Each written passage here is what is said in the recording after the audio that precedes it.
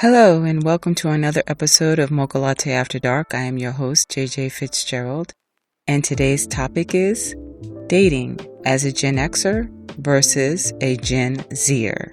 I have a lovely guest here. Her name is Dorian. Hey guys.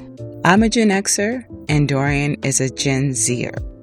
So what is your take on this whole thing? What has been your dating experience? It's been hard in my generation, I guess. There's not enough dating. It's more like hookups. And it makes it harder for people like me who want something that's serious and long-term to find someone that's on the same page.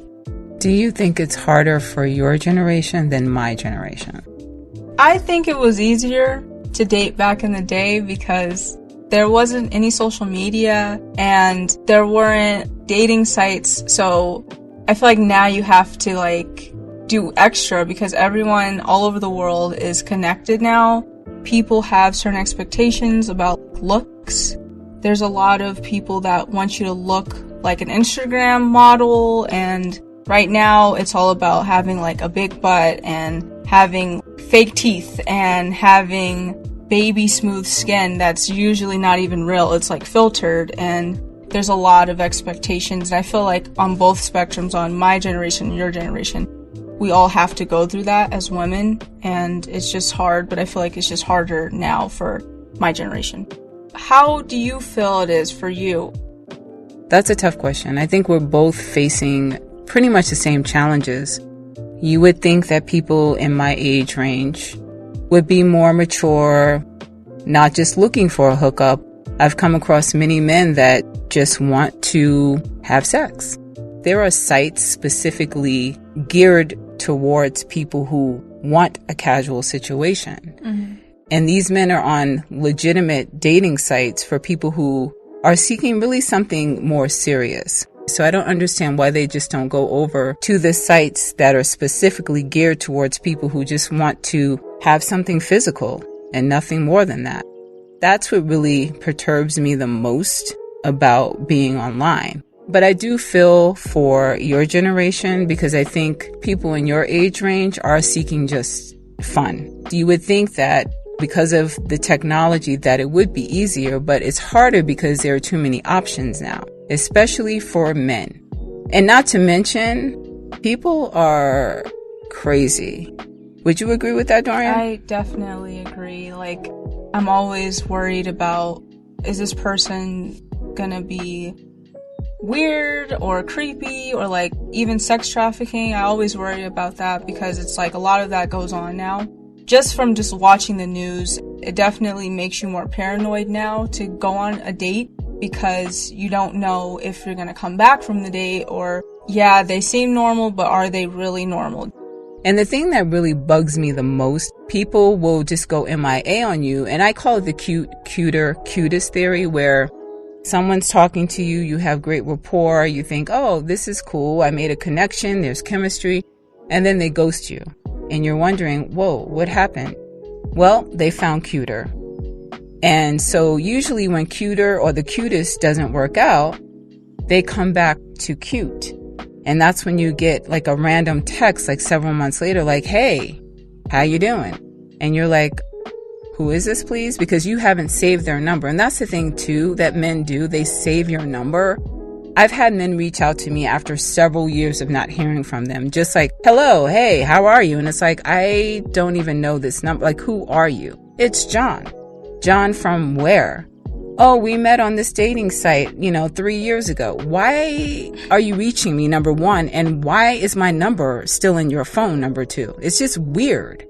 I also agree with the cutest theory because I've dealt with that too, where someone just stops talking to me and it's we had a good conversation, nothing happened, and then they just ghost me, and then they text me months later hey, out of the blue, and then they get offended if I don't know who they are, and that pisses me off because it's I'm not leftovers, basically. I don't like when people think that they can just leave me on the sidelines, and then when whoever they were talking to doesn't work out or whatever, they can just come back to me and start talking to me again. I just find it very rude and disrespectful, kind of I was just supposed to be waiting for you in a way, and like now that you're back, I'm just gonna be like, yeah, sure, let's keep talking. I just feel like once you stop talking to someone, just stop talking to them. And another good point you made was about people being on serious dating sites for hookups when there's like all of these hookup sites. Of course, my generation is more focused on hookups, like you said, which is kind of unfortunate because not all of us want to do that. So let's go back to what you said about safety and being paranoid and all of that. What are some of the safety measures that you take when you do go out on a date with someone from an online dating site or just in general? For one, before I even talk to the person, I just look in their eyes to see if they're crazy. I usually can pick up like, oh, this person is off, and I can just read them. And then if I feel like they're crazy, I usually will just not talk to them or block them. And I've had instances where there's someone that just gives me like chills when I look at them, and so I'm like, I have to block them. And it goes to my other thing that I do. I just listen to my gut because I feel like your gut usually doesn't steer you wrong. And when you go against it, that's when problems happen. But usually when I go on dates, of course, I put my location on so my family knows where I am at all times. I also try to get as much information on the person beforehand, just so I can give it to my family so they know like what they look like, what car they're driving, like all of that information. And then I also like to just kind of watch the behavior of the person and just watching their body language too. If they're giving off any kind of weird energy or any weird vibes, I will usually just be like, okay, I'm just gonna go home. So I think it's good to be observant on a first date.